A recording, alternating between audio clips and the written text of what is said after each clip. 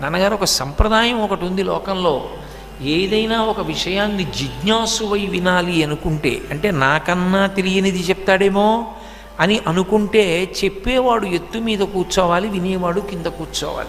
అది మర్యాద. అలాగే కూర్చుంటాను. శివుడు కింద కూర్చున్నాడు, సుబ్రహ్మణ్యుడు పైన కూర్చున్నాడు. ప్రణవం యొక్క వ్యాఖ్యానాన్ని చెప్పాడు ఆయన.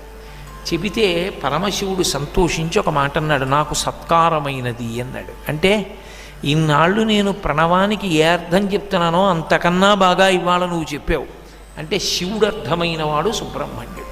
శివతత్వమునందు గొప్పతనం ఏమిటంటే, ఒక కొడుక్కి తండ్రి బాగా అర్థమైనవాడు, ఒక కొడుకు తండ్రిని వదలనివాడు. లోకంలో కొడుకు అన్న శబ్దం చేత తండ్రి ఎక్కువ ప్రీతి ఎందుకు పొందుతాడు అంటే, ఆ కొడుకు దూరంగా ఉంటే తండ్రి సుఖపడతాడు అని లేదు. ఒక పురుషుడు అనుభవించేటటువంటి సుఖములలో